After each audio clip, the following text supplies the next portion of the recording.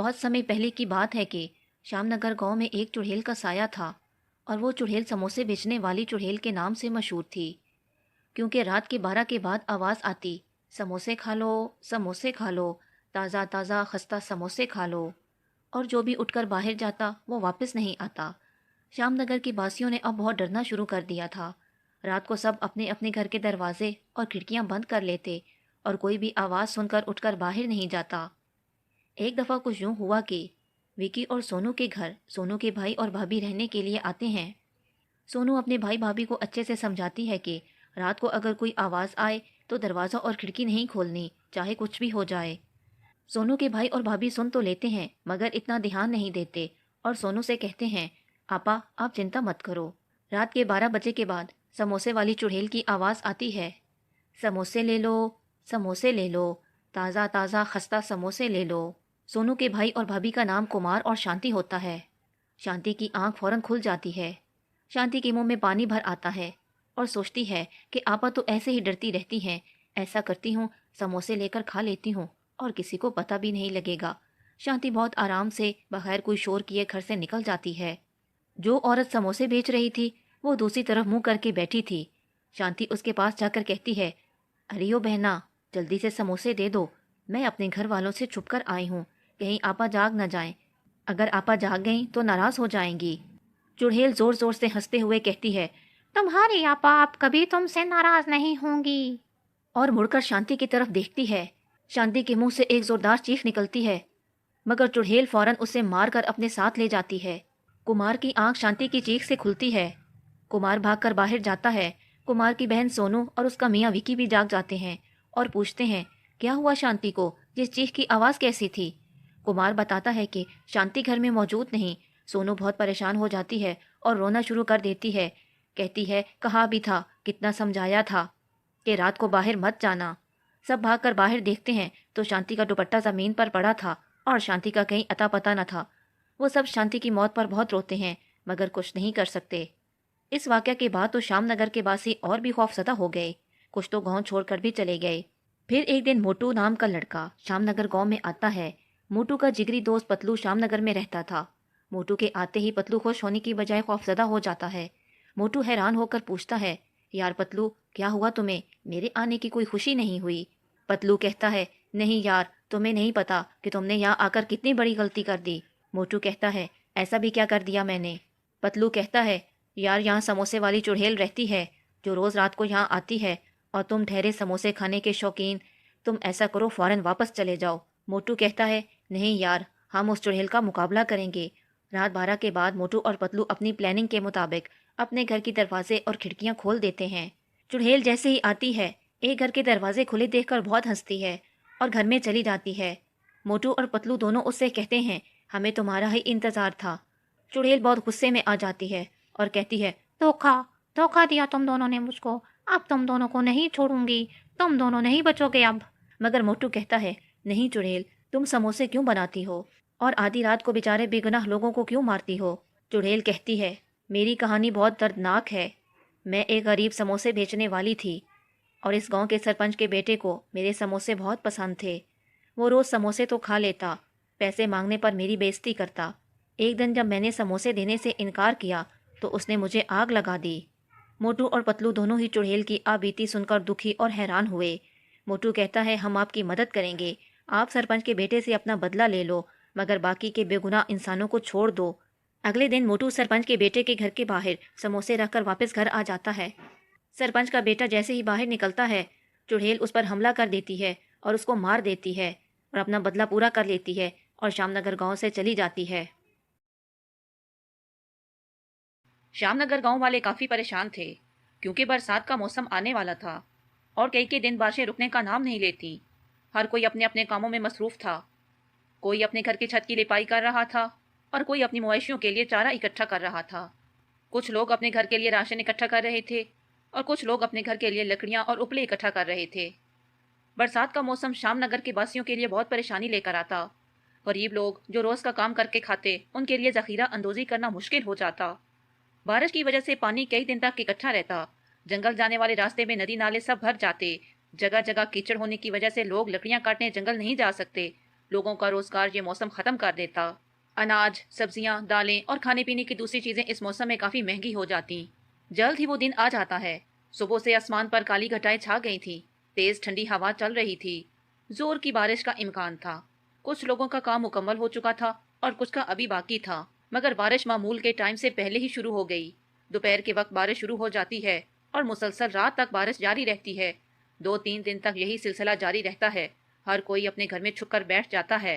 Motto ایک غریب لکڑیاں کاٹنے والا تھا۔ موٹو نے ضرورت کی تمام اشیاء گھر میں جمع تو کی تھی، مگر ان کی مقدار بہت کم تھی۔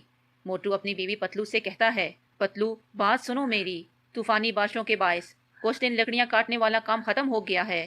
جو کچھ بھی جمع ہے اسے بہت احتیاط سے استعمال کرنا۔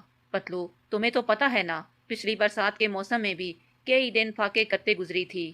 پتلو کہتی ہے، آپ فکر نہیں کریں، بس یہ بارشیں رک جائیں۔ دونوں میاں بیوی اطمینان سے سو جاتے ہیں، مگر ادھر موسم تو بگڑتا جا رہا تھا۔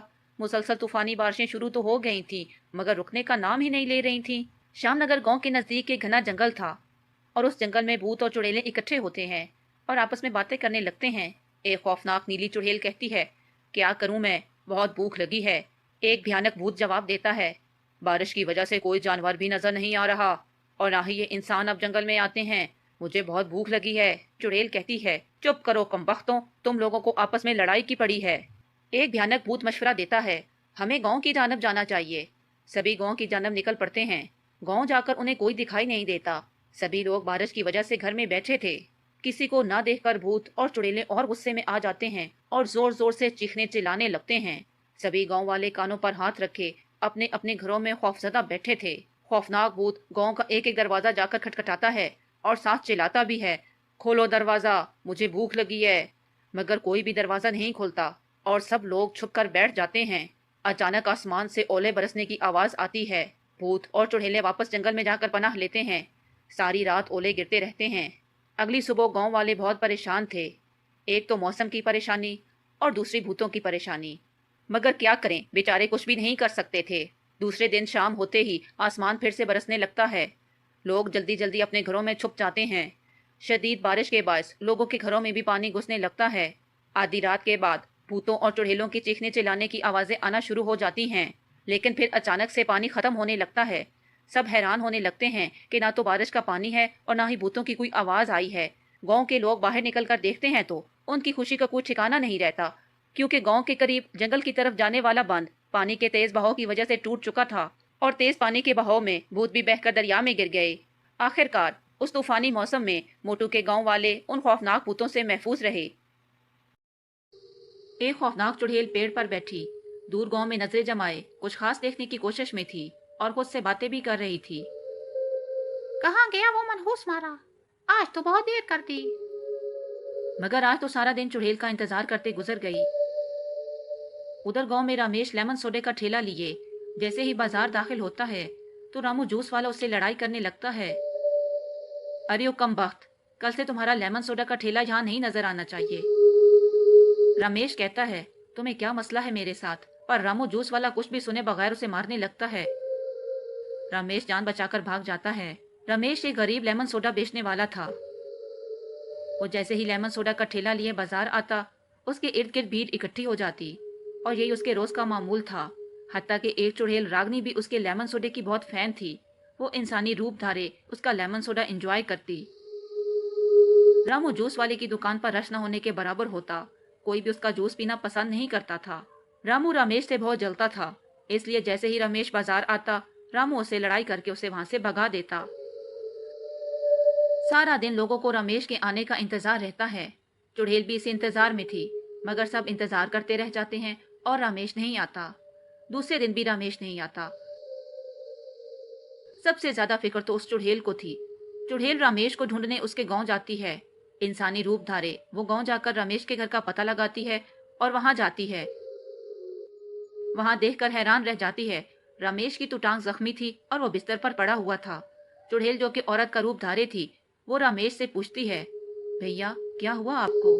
یہ حالت کیسی ہوئی آپ کی؟ غریب رمیش اسے ساری بات بتاتا ہے۔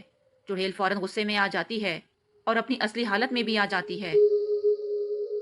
چڑیل کو دیکھ کر رمیش اور اس کی بیوی بہت ڈر جاتے ہیں، مگر چڑیل ان سے کہتی ہے، تم ڈرو مت، मैं तुम्हें कुछ नहीं कहूंगी, मुझे बस तुम्हारा लेमन सोडा बहुत पसंद था। रामू ने अच्छा नहीं किया तुम्हारे साथ। कल तुम ठेला लेकर बाजार आना, मैं तुम्हारे साथ हूँगी। अगले दिन रमेश लेमन सोडा का ठेला लिए बाजार जाता है। उसके साथ चुड़ैल भी थी, मगर चुड़ैल किसी और को दिखाई नहीं दे रही थी। जैसे ही रामू रमेश को देखता है, फौरन चला आता है लड़ाई करने और कहता है, अरे ओ रमेश बाबू, तुम्हें समझाया था कि नहीं, पर तुम तो बहुत ही ढीठ निकले। रमेश कहता है, रामू तुम बहुत बुरे इंसान हो, क्यों मेरे पेश पड़े हो। पर रामू बहुत गुस्से में रमेश की तरफ भागा आता है। रास्ते में चुड़ैल उसे गिरा देती है। रामू सीधा कीचड़ में गिर जाता है। रामू का मुंह और कपड़े गंदे हो जाते हैं।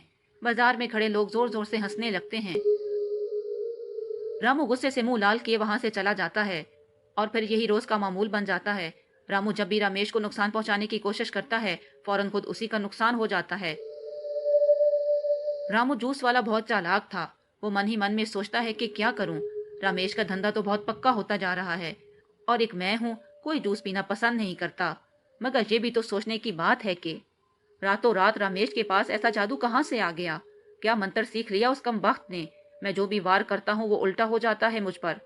मुझे इस बात की खोज लगाना होगी। रमेश जैसे ही घर जाता है, उसकी बीवी खाना तैयार किए बैठी थी। दोनों मिलकर खाना खाकर सो जाते हैं। अगली सुबह रमेश फिर से लेमन सोडा का ठेला लिए बाजार जा रहा था। रामू जूस वाला उसका पीछा कर रहा था। रास्ते में रागनी चुड़ैल भी रमेश के साथ चलते हुए बातें करने लगती है।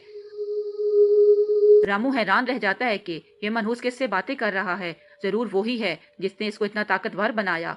मुझे इसका पता लगाना होगा कि आखिर वो किसके साथ बातें कर रहा है। नजर तो कोई चीज भी नहीं आ रही।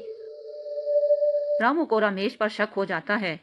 एक दिन रामू गुस्से से रमेश के सर में डंडा मारने लगता है तो चुड़ैल रागनी उसका वो हाल करती है कि हद नहीं। उसी डंडे से रामू की खूब पिटाई लगाती है और आखिर रामू को अकल आ जाती है और वो गरीब रमेश की जान छोड़ देता है।